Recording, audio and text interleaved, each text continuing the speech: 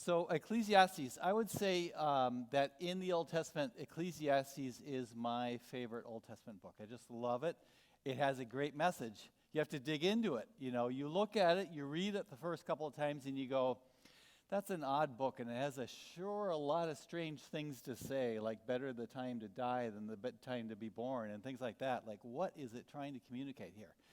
But it's really a very excellent book, and we will get into it a little bit. So we're going to talk tonight about the meaning of life, okay? By the time you guys go home tonight, you're going to know the meaning of life, all right? How do we find the meaning of life? Let's look at some options, okay? First of all, I want you to turn to the person next to you and tell him or her what is the meaning of life to you right now. Go ahead. All right, so meaning of life, anybody have the answer? Raise your hand. Takers? No? Okay. Well, if you're looking for the meaning of life, here's one option. You see this one? It says, I want to know the meaning of life, and Guru says, have you tried Googling it? So you could do that. You could, if you're looking for the meaning of life, if you happen to be a Hitchhiker's Guide to the Galaxy fan, you will, or to the universe, whatever, you would know that this is the answer to the meaning of life. That only makes sense if you've read the book. Okay? So other options, I was at the optometrist, and here's the meaning of life here. If you can just get down to read the final lines, you would be able to figure out what's the meaning of life. If your vision is good enough, you can see to the meaning of life, but alas, no. Here's a heartwarming one that I just had to include in here because I thought that, Mom, what's the meaning of life? And she said, you are. Isn't that sweet? That's what every child needs to hear, you know, that they're the most important thing, you know. So I don't know what that is. So we'll just go on to this one. Okay. The question is what?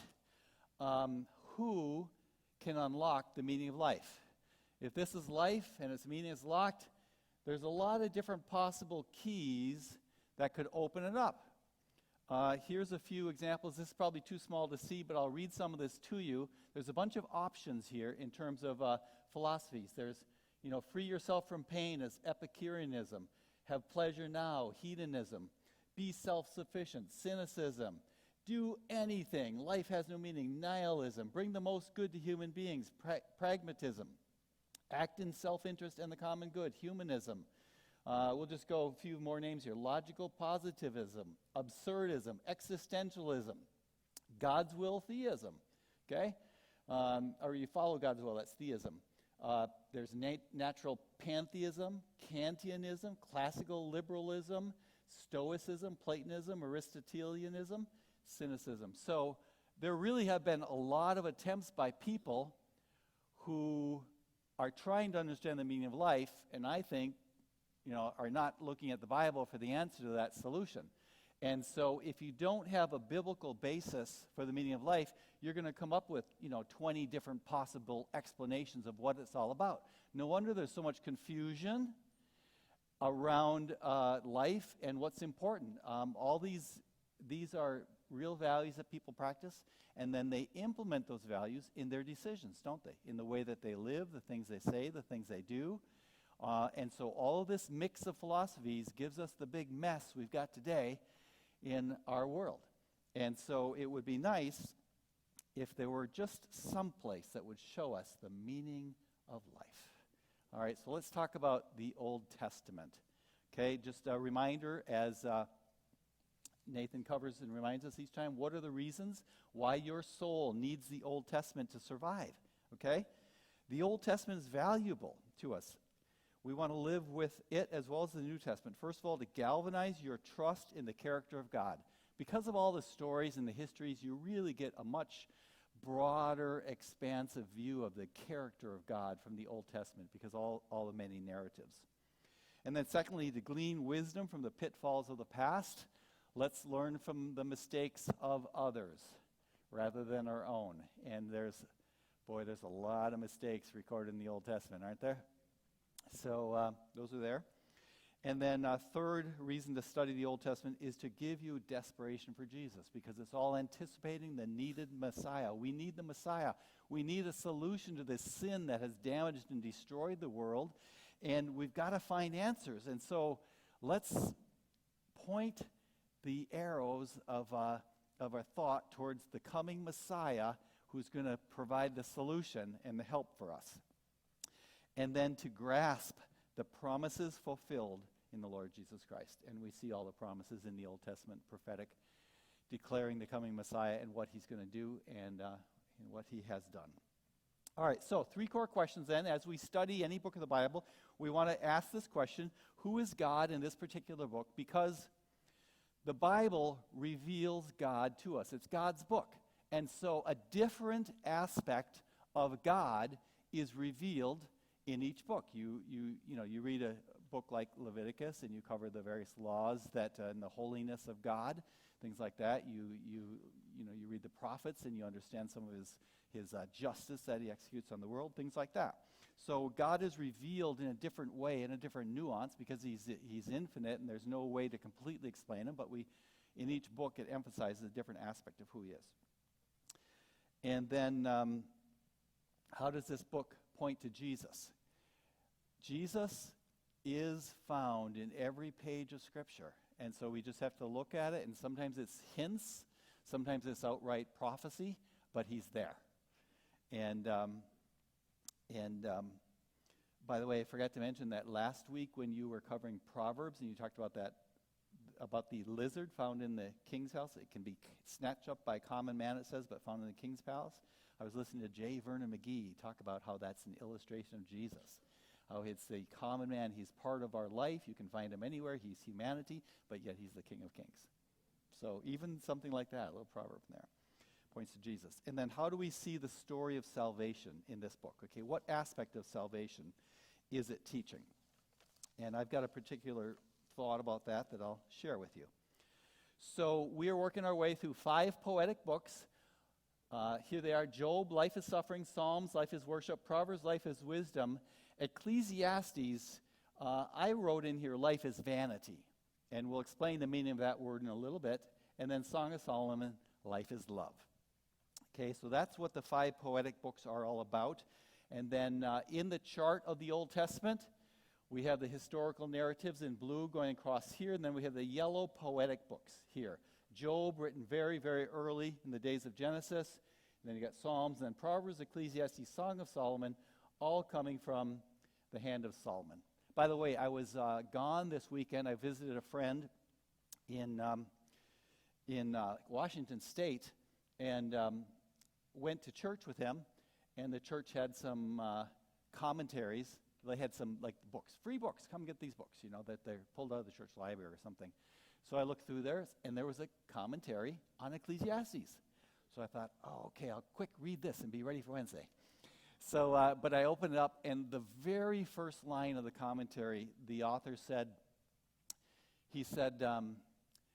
we don't know who wrote Ecclesiastes, but he frames himself as King Solomon. Because it says, first line, this is written by King of Jerusalem. And so I thought, okay, trash that, because if the very first thing you have to say is that the Bible is lying to me, then I don't want to hear anything else you have to say about this commentary. So that was the end of that. So it didn't take me long to finish that commentary. All right, so that's where it's at. So let's talk about Ecclesiastes. Ecclesiastes. By the way, if you've read any commentaries on Ecclesiastes, you might see references to the word Qoheleth. Qoheleth. Okay, and sometimes they'll refer to him as the author Qoheleth. Qoheleth is simply the Hebrew version of Ecclesiastes, okay, which both mean teacher or preacher, okay? So it means teacher or preacher, and the Hebrew is Qoheleth, and the Greek is Ecclesiastes, and I think I'm glad they're using the Greek language title for it instead, So authorship is Solomon. Verse 1, the words of the teacher, son of David, king in Jerusalem. Okay? And then as you go through the book, you'll see that all of the tests and studies and analysis which he applied to life to try to squeeze out the meaning of life and what it's all about, could not have been performed by anybody except a person in the position of Solomon. The opportunity to build great buildings and purchase goods from all around the world and everything else was exactly what a king of Israel could do, as Solomon in particular. And so he's the author of this book, and the date of it is sometime before his death in 931 BC. The purpose of the book is to show the futility of life without God. Okay? It's kind of like this. We said, the goal here is to learn from the mistakes of others. Why should we have to go through our entire life trying out all the different aspects of the way to live and then finally get to the end of it and realize, oh, I guess life without God is futile. Let's save all that trouble and just cut to the chase immediately and understand by reading the book of Ecclesiastes, don't try to live life without God. Don't leave home without him, because it's going to be a disaster. And so Solomon is going to show us the way of making that happen. And so this is the major theme of Ecclesiastes, life without God, futility of life without God. But there's some sub-themes I want to point out here as well. And I really believe that Ecclesiastes is basically an evangelistic, philosophical treatise. I believe that it's written to hand to somebody who's not a believer, who doesn't trust in God, who wants to know what the meaning of life is, and help them to understand it. So I think it's a gospel tract. I think it's an evangelistic book that shows us what life is all about. Okay, and that's really I think the heart of the whole thing. And so, what is the purpose of Ecclesiastes? First, to create disillusionment. Now that sounds a little bit strange, doesn't it? When you're reading a book of the Bible, you usually say, this book, Psalms, is here to give you encouragement. Isaiah is here to give you hope for the future. Ecclesiastes is here to depress you. It's to create disillusionment in things in life. And that's okay, because we want to X off all of the negatives right away. And secondly, is to provide warning. There's a lot of contrast. Like, you go this way and this is going to happen. You go this way and this will happen. And so it is giving us warning in advance, because God loves us. He doesn't want us to head down those dead-end alleyways. He wants us to find the path of life. And so he's providing warning in this book. And then third, to prepare for faith in God. I think it's a pre-evangelism book, okay? Because, there's a few references to the coming Messiah, but not a lot. It's mainly there to sort of scrape away all the crud and make room for fresh growth of faith, okay? That's really what it's all about, to get us ready to have the seed of faith planted in our heart and have some faith bloom because of it. Okay, so that's really what is trying to be done in this book. And so there's a few key words. I'll highlight them now, and we'll touch on them throughout here. But these words you'll see repeated times, starting with the most in number 1, and then more under the sun, and then third, gain benefit. So vanity. Now, some of your translations will say, meaningless. I've got the NIV, and that starts off in verse 2 by saying, meaningless, says the teacher, utterly meaningless, everything is meaningless. Okay, so this word vanity, we'll get into it a little bit more, but it's not, in Hebrew, it's not as negative as it comes out in English, okay?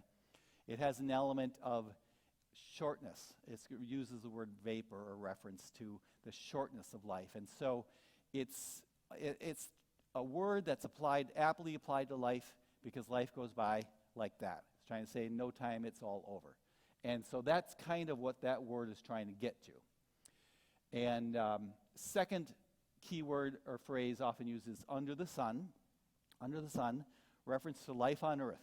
Everything under the sun. Wherever the sun is shining on earth, that's what we're talking about. We're talking about life without God. We're not talking about above the sun in the heavenlies where God dwells, in terms of anthropomorphic terminology, but we're talking about life under the sun, down here in the dirt, okay? That's what we're referencing, under the sun. And then gain, benefit, profit. It's the idea of like result. What do we get from all of this? What's the result? What's the turnaround? What's the harvest I'm going to get after all of this labor and effort and toil and trouble? Those are the themes here in Ecclesiastes. And you'll see him repeatedly say, I'm not getting anything for all of this trouble and hassle. What's it worth? So he's trying to communicate something important to us.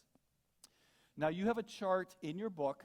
I just pulled one up here that kind of did a fairly good summary of Ecclesiastes' thesis here. All is vanity, proof, life is pain, counsel, fear God. And then has it broke up into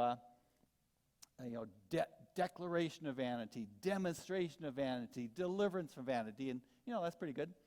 And then the place is the universe that is under the sun. I wouldn't say universe. That's part of God's creation, but I'd say basically earth. We're talking about life on earth right now. So that's really what Ecclesiastes is trying to communicate to us. All right, let's do another summary review of this. We have a prologue, we have quest for life, zest for life, and conclusion. So in this prologue, it's just the first 11 verses, and we're going to be introduced to the theme of vanity right at the beginning. And then the quest for life is basically the first half of the book, chapters 1 through 6. Quest for life. I'm searching, and this is when Solomon shares about all of his different attempts and trials and study to figure out the meaning of life. That's the quest. And then the second half of the book is all about the zest for life, comparing heavenly wisdom, heavenly life, to life on earth. And so you still get a lot of apparent negativity, but what it's doing is it's showing you that life on earth cannot match life in heaven or heavenly wisdom.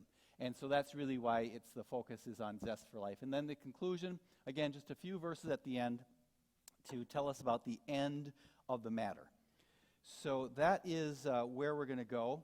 And so here's another way of looking at the outline. There's a lot of different ways to slice up and examine the book, and I want to look at it a few different ways just so you can get this. Chapters 1 through 6, quest for life. The exploration, the vanity of earthly things. Theme is vanity under the sun. And we're going to look at 9 vanities which King Solomon gave a try at and found them all wanting. And then the second half of the book, zest for life, exhortation, the excellence of heavenly wisdom. And the theme here is the fear of the Lord. And this is where that warning element comes in. Fear God, keep his commandments. That's a good guideline for life, just that. And so we want to remember that. So the book starts this way. Meaningless, everything, utterly meaningless, everything is meaningless. Some of you will say vanity of vanity. King James comes that way. Some of the other translations will say that. They're trying to get at something here. And like I said, the word in Hebrew is, we will, let me jump here real quick. Here's the word in Hebrew. The word is hevel, and it means a vapor or a breath. If it's going to be cold here pretty soon, and you're going to go outside, and when you breathe, you're going to see your breath come out of your lungs, and you'll get a visible glimpse of what's keeping you alive, right? Just that little breath. Breath by breath by breath is the only thing that's keeping us going, right? And that's what this word is used for, breath or vapor. And because of its quickness to disappear, it was used figuratively as vanity, as just something that is so brief, you can hardly measure it. It's just gone in no time. And that changes the perspective a little bit when you look at the beginning of this, and it says meaningless means vanity. It's trying to say right at the very beginning, it's like life is short. It's so incredibly short, it hardly has meaning to it. And so that's what he's trying to get across to the reader in the first place. Like, think about life. It doesn't matter whether you're on high, on top of the world, or whether you're down below. It's all very short, and it doesn't have meaning unless you find the source of meaning. And that's really where he's going to come from. So here's how these words are used. The word meaninglessness or vanity is used 25 times in Ecclesiastes. 12 chapters, 25 times. That's a lot. Okay? The phrase under the sun, used 25 times. Under the sun. Where, I like to just use the phrase down in the dirt here, because that's really what I'm trying to say. And then this phrase, chasing the wind, which is used many times in conjunction. 7 times it's paired with this phrase. This is meaningless, a chasing after the wind. Okay? Let's go ahead and see if we can grab it. Okay? It's going to be tough to get it. And so that's how we know that the word meaningless is this idea of vapor, that you just can't get it. It's a chasing after the wind, and that's really what life without God is all about. All right, so we looked at Hevel there, and which is, as it says, they're found 62 times in the Bible, and so 25 of those being in one book. So that's pretty good, almost half the time. Okay, so here's this phrase, under the sun. It says used 25 times. So it's used, 4 times in first chapters 1, and 6 times in 2, and 3, 4, 5, 6, 8. It's almost used in every single passage. I think 11 and 12, finally, when we're focusing on life in heaven, life above, and heavenly wisdom, it finally, stops using the word under the sun.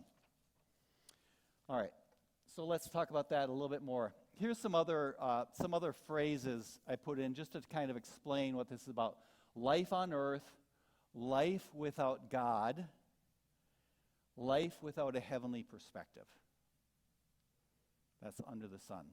And so if you read through Ecclesiastes with that understanding, you begin to pick up an idea that he's trying to tell me something about life on earth here, about life that's short and vaporless and without God, and I need to pay attention to it. So he takes us through the 9 vanities. Now there's a lot here. Last summer we had, what did we say, 8 weeks to go through this thing?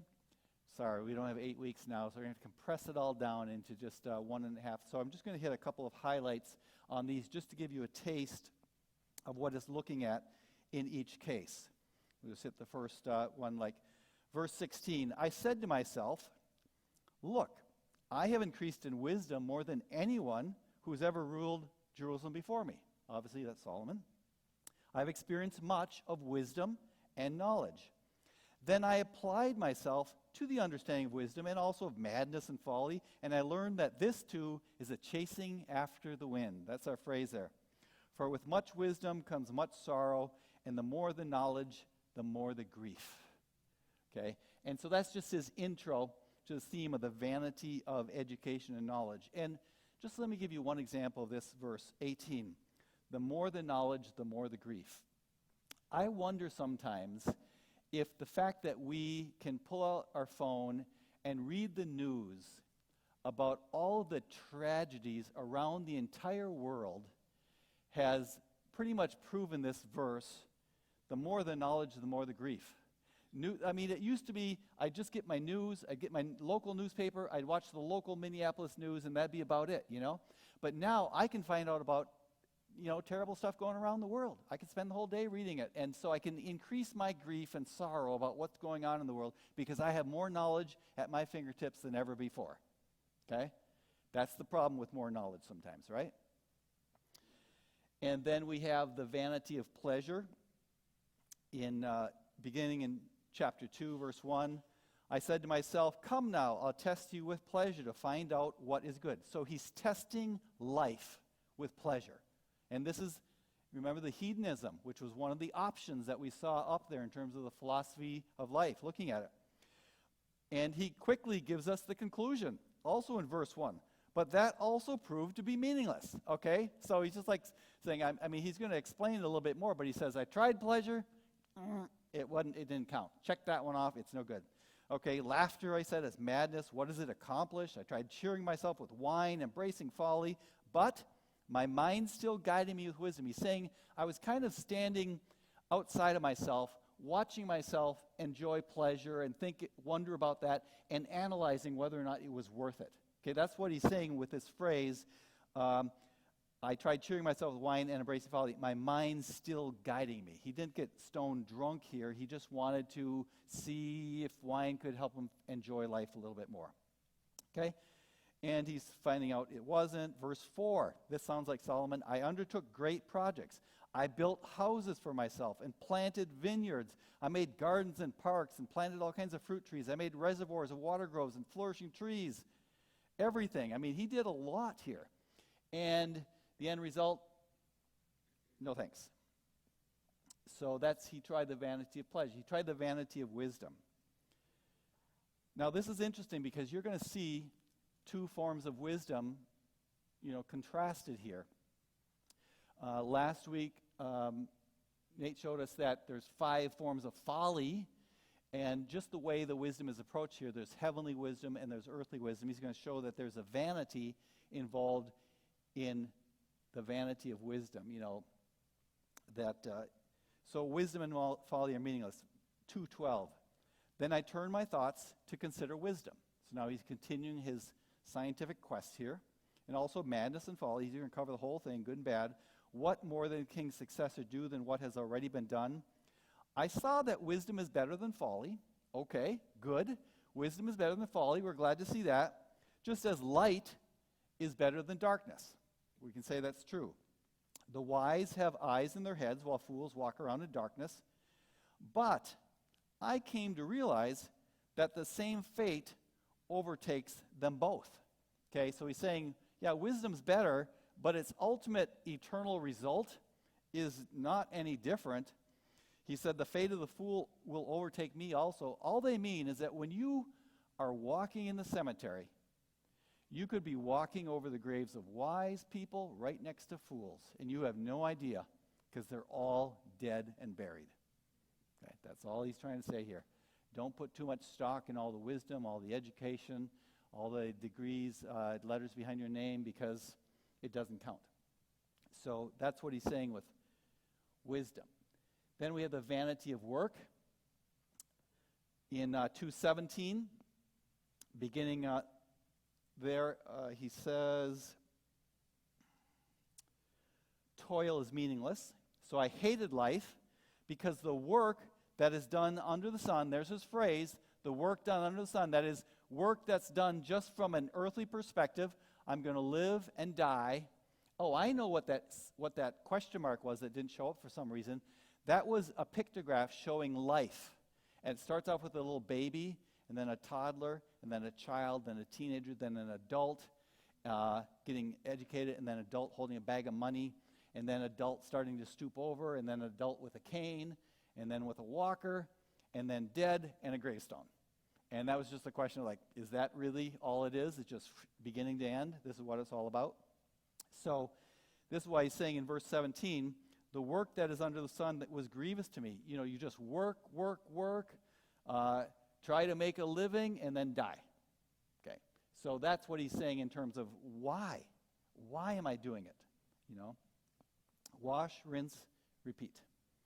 The vanity of justice. We'll jump over to 3:16. We'll dig into chapter 3 here a little bit more later. But in verse 16, in 3:16, he says, I saw something else under the sun. Now, anytime you hear him saying that, because he says it several times in the book, I saw something under the sun. He's saying, I thought about life and life without God, and here's another thing. In the place of judgment, wickedness was there, and in the place of justice, wickedness was there. That's the single verse. He expounds on it a little bit more, but I don't think we have to go too much farther than that. I mean, you read the newspapers, you read the news, you see what's going on here, and you know very well that justice is not always executed properly here on earth, is it?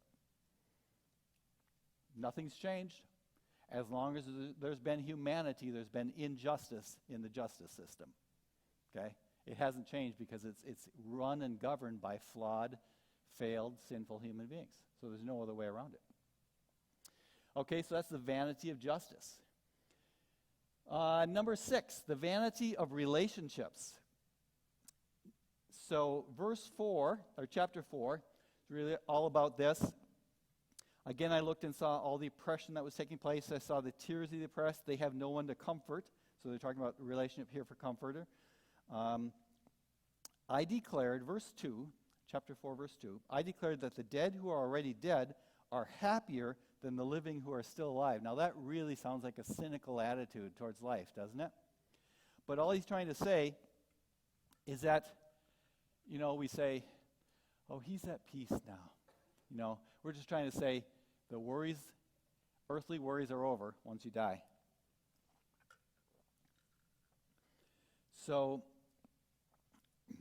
verse 4, I saw that all toil and achievement spring from one person's envy of another. This is the relationships. I mean, relationships aren't necessarily always positive.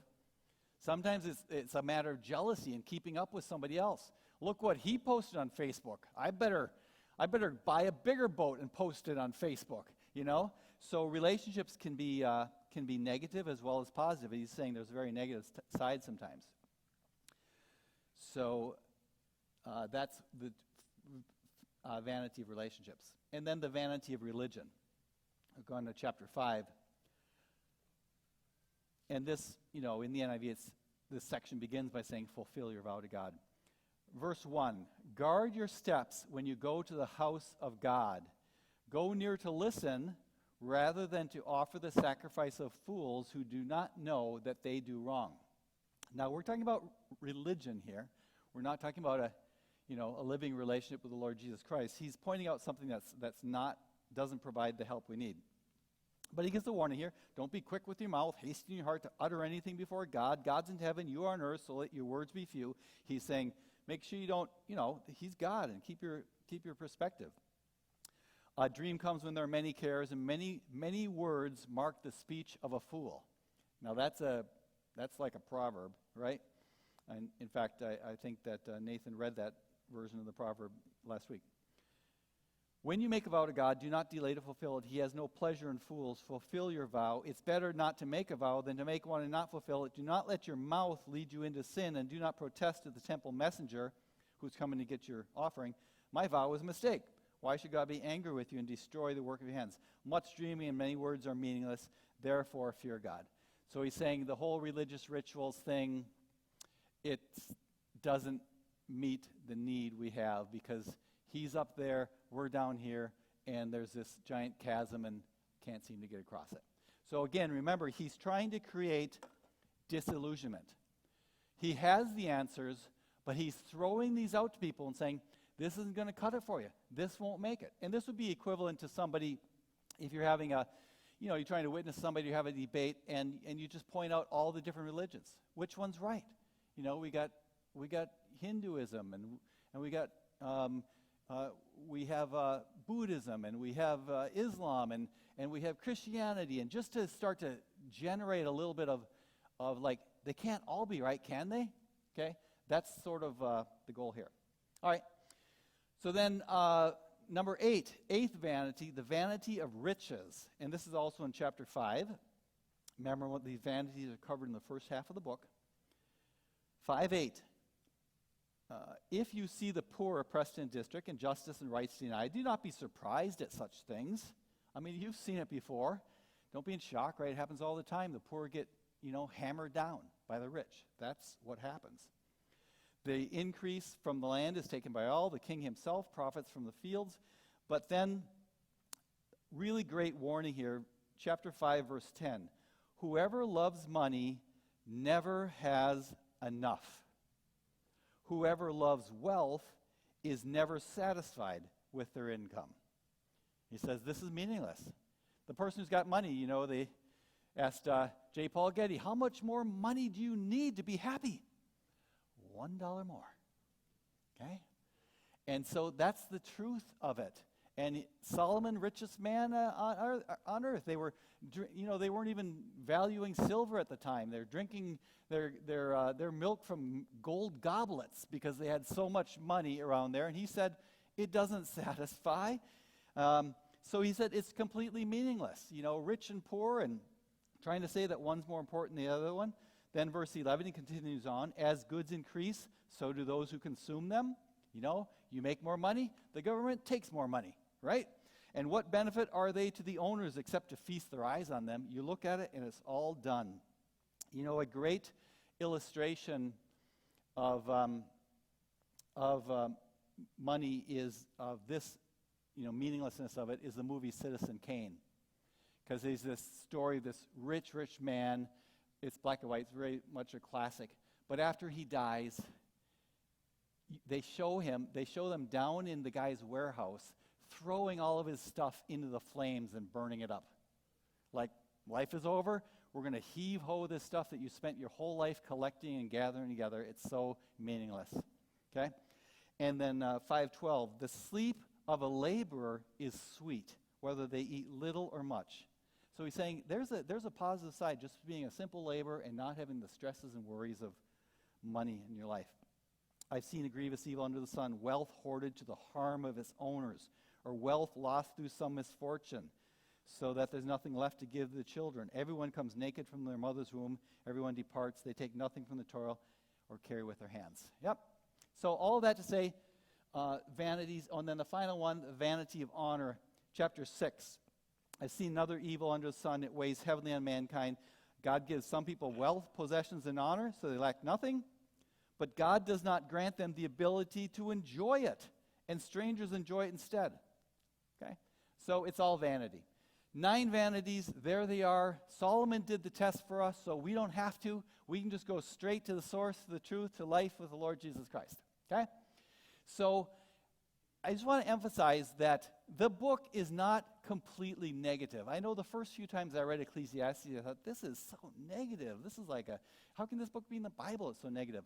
But what you see, if you read carefully, is that there's a few rays of hope.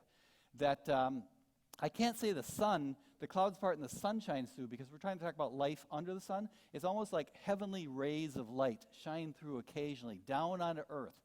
Sometimes you see that beam of light completely because of the dust in the air. It looks heavenly and glorious. He does that several times in the book, and I just want to highlight a couple of them here for you so that you can get a glimpse of how he's trying to make us dissatisfied with life and then say, but here's something to give you some hope. Okay? This is a waste and this is vanity, but here's an option for you. So he's preparing the way for trusting God. So ray of hope number 1, 2:24. A man can do nothing better than to eat and drink and find satisfaction in his work. This too, I see, is from the hand of God. So he's not saying this in a negative way, like there's nothing better to do. Okay, he's saying there's nothing better than to eat and drink and enjoy life. Okay, so he's coming at it with a positive attitude. It's a gift from God. Verse 25, for without him, who can eat or find any enjoyment? To the man who pleases him, God gives wisdom, knowledge, and happiness. So he's saying there's some hope in your toil. Look to God, because he's the person who can give you joy, satisfaction, and meaning in life. So that's the first ray of hope. Second ray of hope. Chapter 3 is just a wonderful passage, and we're going to go into that, but I just want to emphasize here 4 points of what he's going to emphasize in chapter 3. There's a time for everything. Okay? We'll read that. And then he's made everything beautiful in its time. That's a direct quote from the scriptures. He's made everything is beautiful. Everything is beautiful. Made a song about that, right? He has set eternity in their hearts. There's something in the human heart that longs for God. Many years ago, a missionary named Don Richardson wrote a book called Eternity in Their Hearts. And my daughter's a missionary, by the way, in Papua New Guinea. So this was of interest to me. But what he did is he went through the various cultures of the world, tribes and things, and he illustrated that so many of them have got some myth, story, legend from their past that they repeat and share on that meant something to them that was very important. And I'll give you just one example. Went to a tribe in South America. White man missionary showed up for the first time, and they, as he got to know this tribe, they said, well, we know that at a certain point, our forefathers have told us that a man will come and he will explain the meaning of our papyrus, whatever the word was for their leafy plant. And the leafy plant, when you go through it with your thumb, it looks like the pages of a book, okay? And so the missionary took his Bible and he said, "You mean like this?" And they said, "Yes." He said, "I have the truth for you that you've been waiting for." And he shared with them, of course, the truth in the gospel. So that's the illustration that God's placed this desire, this need for eternity. There are very few people who actually think, nihilism, you're dead and you're gone and it's done forever. People will say that to you, but most of them don't believe it. When I was in college, my roommate was a complete atheist. He was total atheist, and he had me convinced. We had lots of debates. I didn't mind arguing with him. As an 18-year-old, I was, talking to him about faith all the time, and he was just like, no, I don't believe it. You die, it's done. There's nothing. There is no God, etc., etc. And he was so convincing to me. I thought, maybe he really, really is a complete atheist, which I'd never met before. Well, then one night he went out drinking with his buddies, and one of them, who was a friend of mine, came back and said, "You know what Arnie said?" He said, "Bill's right." He never said that to me. He just had to get the alcohol to loosen up his tongue a little bit and admit honestly what was going on. It's like, oh, wow. Okay. He has set eternity in their hearts. That's a quote from Ecclesiastes. And then, everything God does will endure forever. So these are all from chapter 3. Great themes. Let's read this one, because I bet some of you have heard a song a while ago that set this chapter to music. How many have heard Turn, Turn, Turn? Yeah, by the Byrds. You have to be a little bit older to know. There is a time for everything and a season for every activity under heaven. A time to be born and a time to die. Can't you just hear the song right now as you're reading it? A time to plant, a time to uproot. A time to kill and a time to heal. A time to tear down, a time to build, a time to weep, a time to laugh. A time to mourn and a time to dance. A time to scatter stones and a time to gather them. A time to embrace and a time to refrain. A time to search and a time to give up. A time to keep and a time to throw away. A time to tear and a time to mend. A time to be silent and a time to speak. A time to love and a time to hate. A time for war and a time for peace. And so it's just, very much Solomon, the philosopher here, telling us what life is all about. And then the second half of chapter 3, he has these great verses that I just referenced already. Verse 11, he's made everything beautiful in his time. He has also set eternity in the human heart. Ecclesiastes 3:11. And then there's nothing better for people than to be happy, to do good while they live and eat. And remember, when you see this phrase, there's nothing better for people, he's not saying the best you can do. It's not a negative statement. It's a positive statement, that this is really excellent. Be happy, do good while you live, eat and drink, find satisfaction. It's a gift from God. And then I know that everything God does will endure forever. So this is the second beam of heavenly ray of hope that's shining down in this passage, saying, yeah, life has a lot. It's got its highs and lows. It's got its war. It's got its peace. It's got everything else. But you know what? Despite all that, the heavenly light of God is still shining down upon this earth. So in that sense, it's very positive, saying don't give up. Okay? Don't go for the negativity that the news tells you every night. They say, good evening, and then they tell you why it's not. Okay? Here's a ray of hope, number 3. 3 priceless gifts when Jesus is Lord. Okay? This is from chapter 5. You have the gift of enjoyment in your life. Verse 18, then I realized that's good and proper for a man to eat and drink. There's nothing wrong with that. New Testament tells us everything that can be received with thanksgiving, right? It's good to eat and drink. Nothing wrong with that. And to find satisfaction in his toilsome labor under the sun during the few days of life, the shortness of the days that God has given him, for this is lot. Okay, this is what we do. Okay? I had a friend who worked for Anderson Window, and he said he spent 13 years making the left side of a window. Okay? I mean, think about that. You spend 13 years, you don't even get to make a complete window. You can't even say after 13 years, I made 1,300 windows or something. All you can say is, I made half a window for 13 years. Like, oh my word, come on. But so find gift of fulfillment in your work. Verse 19, you can still find fulfillment. Moreover, God gives a man wealth and possessions and enables him to enjoy them, to accept his lot and be happy. That's a gift of God. You can be happy in your work. There's nothing wrong with it. And then third gift when Jesus is the Lord, the gift of contentment in your heart. He seldom reflects on the days of his life because God keeps him occupied with gladness of heart.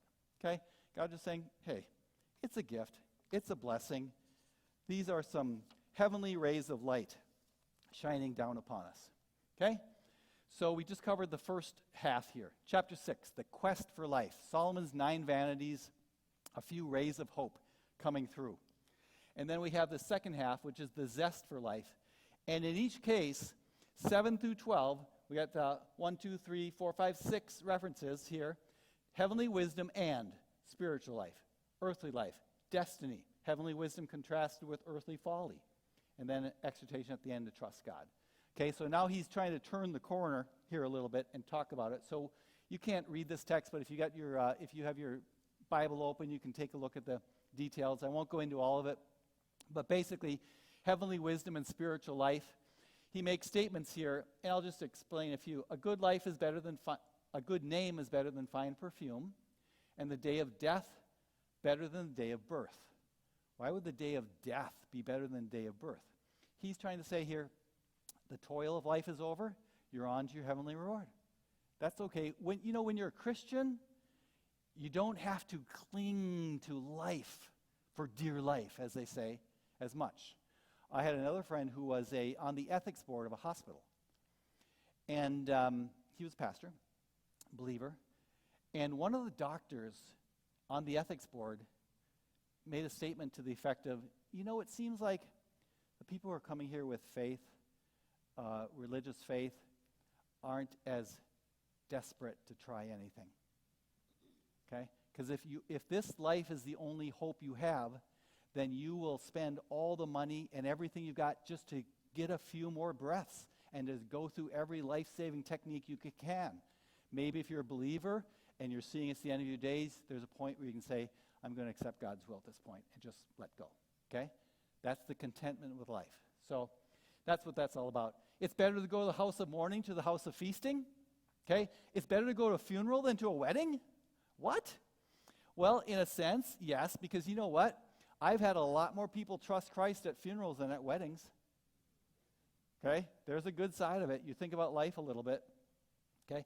So that's the whole contrast. He's trying to give you a contrarian viewpoint. Frustration's better than laughter because a sad face is good for the heart.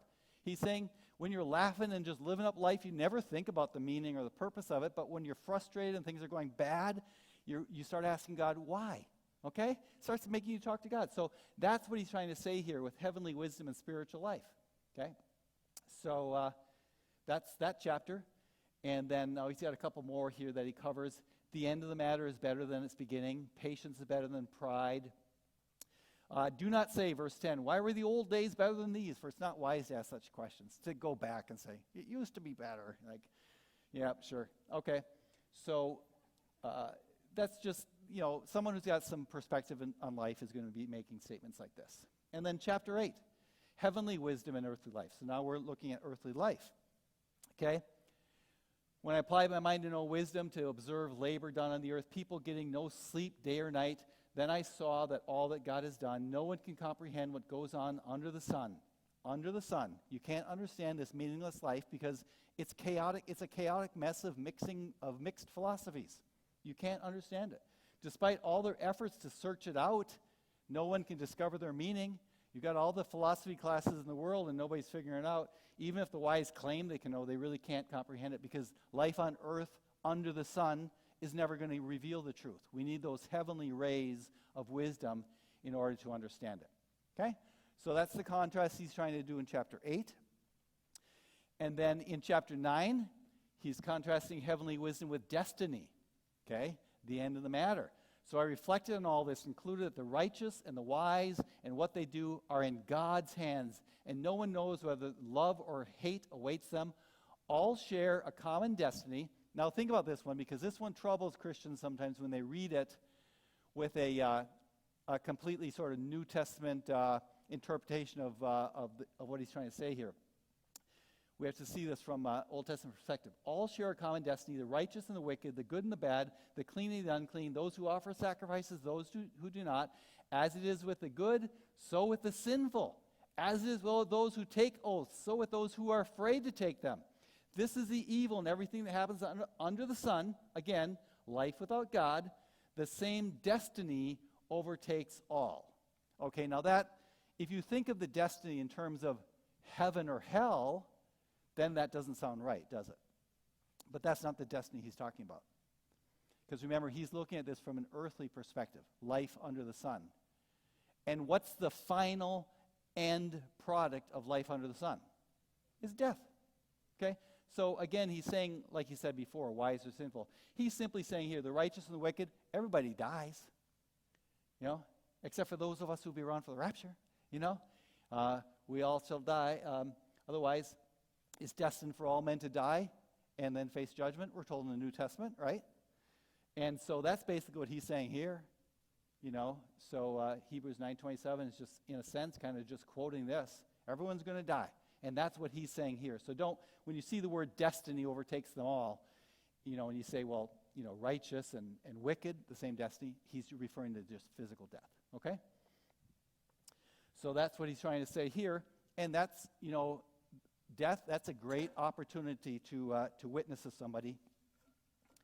Talk about life and when they die, you know. Make them think. Make them express to you what they think is going to happen when they die. You know. Chapter 10 then, wisdom contrasted with earthly folly. Here's a great verse. As dead flies give perfume a bad smell, so a little folly outweighs wisdom and honor. Okay? What stinks? Is that fly in the perfume? The heart of the wise inclines to the right, but the heart of the fool inclines to the left. And in Old Testament perspective, to the right is what's true and just, and the right thing to do. What's to the left is considered, you know, the pathway of wickedness. That's what he's saying there. Even as fools walk along the road, they lack sense, and they show everyone how stupid they are. Okay, so he's just saying, take a look around at life, and there's a lot of foolishness out there. But there's a better option, and it's going to be heavenly wisdom. He continues on with some examples in chapter 10. Whoever digs a pit may fall into it. Whoever breaks through a wall may be bitten by a snake. He's saying, you know, things happen. Whoever quarries stones might be injured by them. Whoever splits logs might be endangered by them. If the axe is dull and its edge is unsharpened, more strength is needed, but skill will bring success. What he's saying here, there's a better way to do things. There's a way of wisdom. Okay? You don't have to be the dumbbell who digs the hole and falls into it. Okay? There's a better way to do it, you know? So, you know, he's saying somewhere out here there's skill. And what he's going to equate is that skill is wisdom. Wisdom adds skill, is that element of life that gives you the sharpness, that gives you the success, okay? Remember one of those themes with like profit and result and benefit. Well, here's an example where folly just gives you no benefit. You dig a hole, you fall into it, you know? You break through a wall and the snake bites you, okay? So there's no benefit, no positive result in it if you apply earthly folly to it. But there can be some good result from our work and our labor if you incorporate it with heavenly wisdom. So that's the contrasting he's trying to do there. And then, and here's one I wanted to highlight for you. We've all heard the expression, a little birdie told me. Where'd that come from? 10 verse 20. Do not revile the king even in your thoughts, or curse the rich in your bedroom, because a bird in the sky may carry your words, and a bird on the wing may report what you say.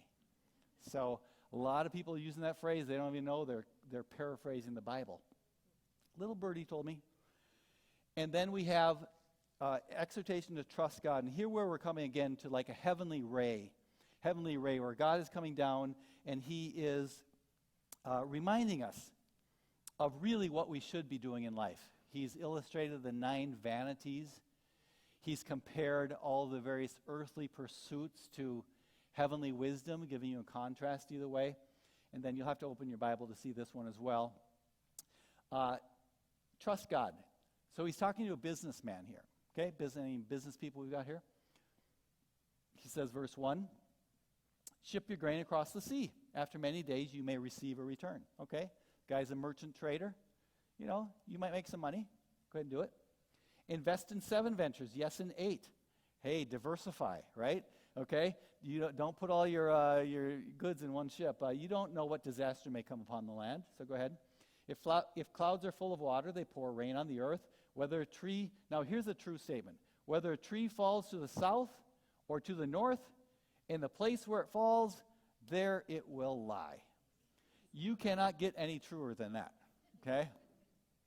He's just saying this is what happens. Whoever watches the wind will not plant. Whoever looks at the clouds will not reap. As you do not know the path of the wind or how the body is formed in a mother's womb, so you cannot understand the work of God, the maker of all things.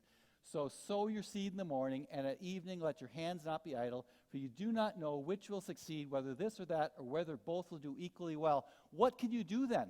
As a business person trying to make money, and there's all these unknowns and things, disasters can happen, and we don't know which venture is going to succeed and which one isn't.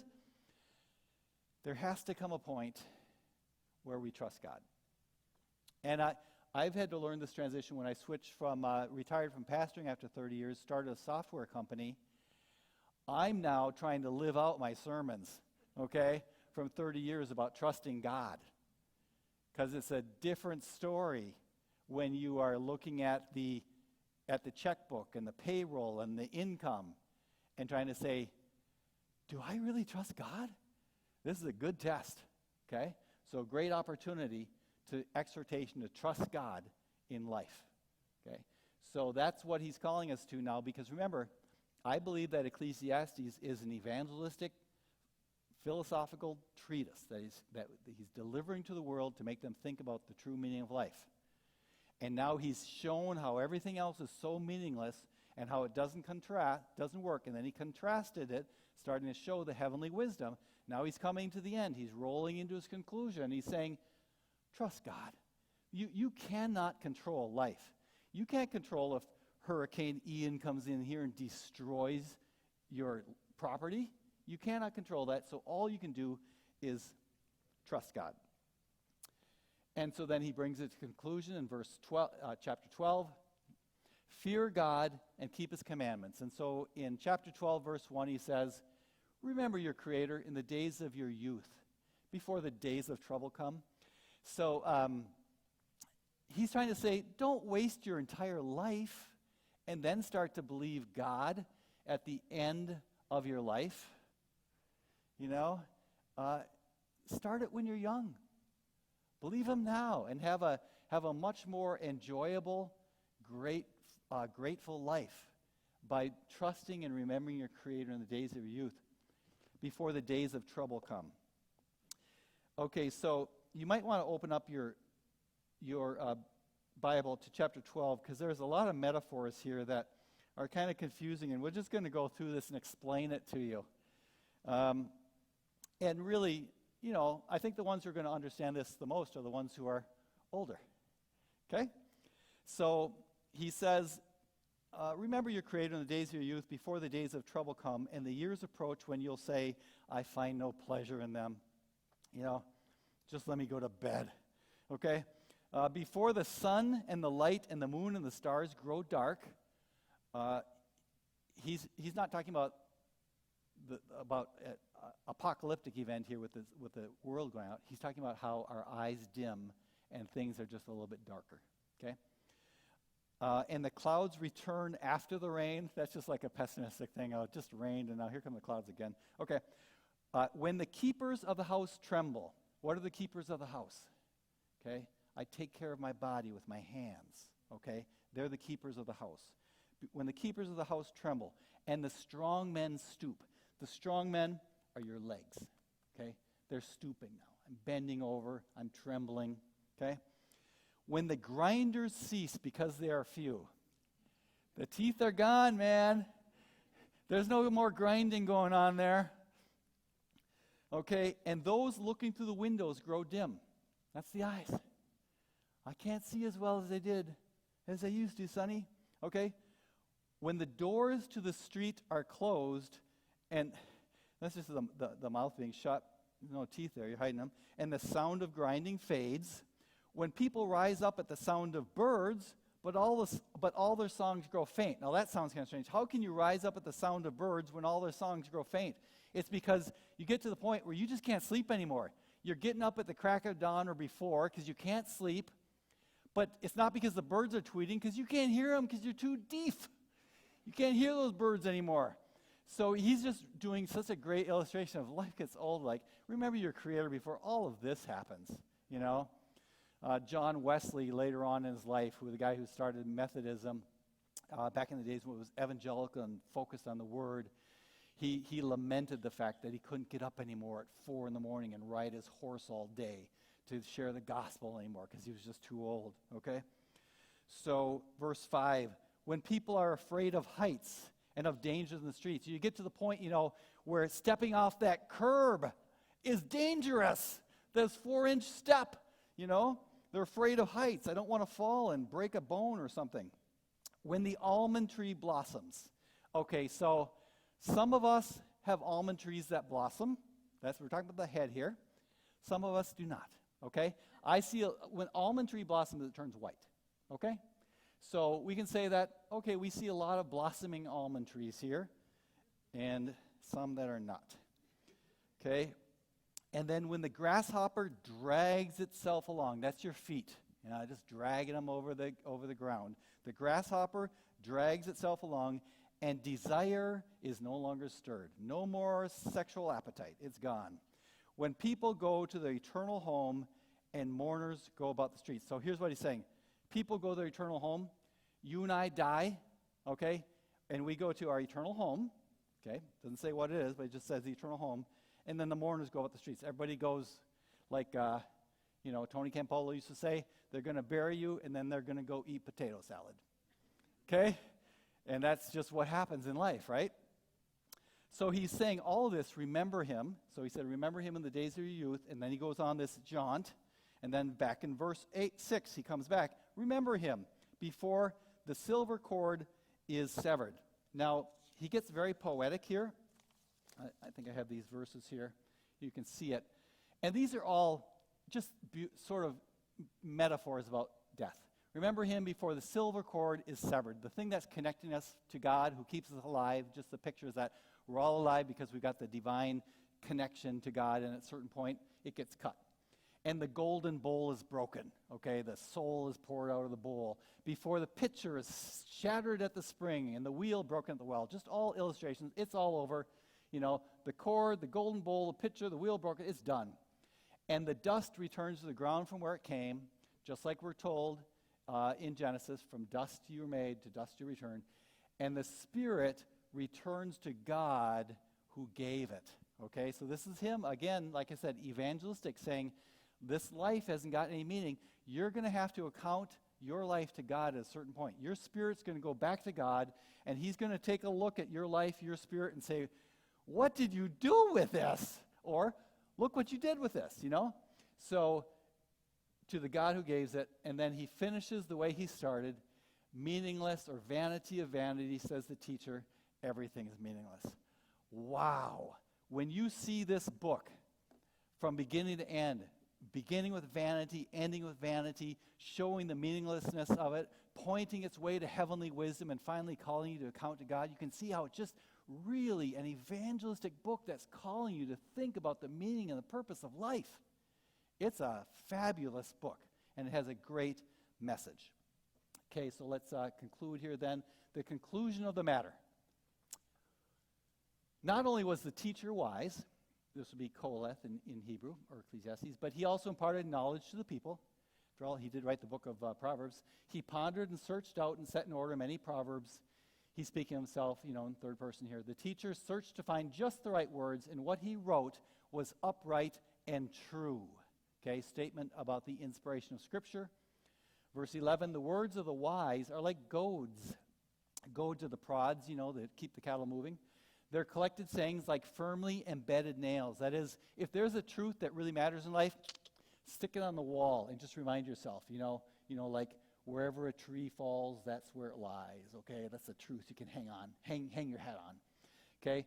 Given by one shepherd. Be warned, my son, of adding anything in addition to them, of making many books, there is no end. That's a true statement. And much study wearies the body.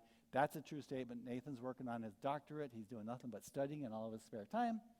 Now all has been heard, in verse 13. That's the end of the matter. So we talk about the author's authority. He talks about him being wise and him, studying and writing all this, and then God's authority at the end. So that's Ecclesiastes, and that is the message of the book. All right. Now I want you to, after we start off by saying, what's the meaning of life? Now I want you to turn to each other and answer the question again. What's the meaning of life? And as you do it, give not only your answer, but tell each other, what do you think your coworkers would say is the meaning of life? What would your family say? And what is the U.S., people in the U.S., would they generally say? Okay, so go ahead and answer those questions to each other, please. Okay, let's go into this. I had a friend who would jokingly say that the purpose of life is to get all you can what you get, and then sit on the can. Okay? So let's ask these questions. Who is God in this particular book? How does it point to Jesus? How do you see the story of salvation in this book? Okay? So the Old Testament book here is Ecclesiastes. Who is God? I say he's the author of meaning and purpose in life. There is no meaning without God. And we've seen all the examples. How does this book point to Jesus? Well, there's a phrase which we didn't actually look at, but there's a strange passage in chapter 7, verse 28.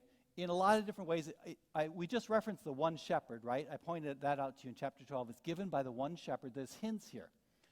And then we have the one righteous, it says, I found one righteous man amongst 1,000, but no righteous woman among us 1,000, okay? So women, I don't want you to take offense to that, but it's basically saying there is one righteous man. There is one. And amongst 1,000, he's saying, in basically the whole world, okay? There's just one. There's one somewhere, okay? And that's the point of the Messiah. There's somebody who can do this. How do we see the story of salvation? He uses this phrase a couple of times in chapter 1:15, to make straight what is crooked. It uses the expression, what is crooked cannot be made straight. Okay? That's in chapter 1. He's referencing the fact of Genesis 3. There's something wrong with this world. Things are crooked and you cannot straighten them. We cannot fix this mess that we are in this world today. Okay, so he's bringing in the gospel, just like Genesis 3, saying there's sin in this world, and we need one righteous man amongst 1,000 who can straighten things out, because we can't do it. So, it leads us to pointing, again, it's an evangelistic passage that basically scrapes away all the false philosophies and makes room for the seed of the gospel. Okay, very small and slight references to the Messiah, but it's making way for the truth, is what it's doing in our heart and in our life. Okay? Good. Do we have any questions?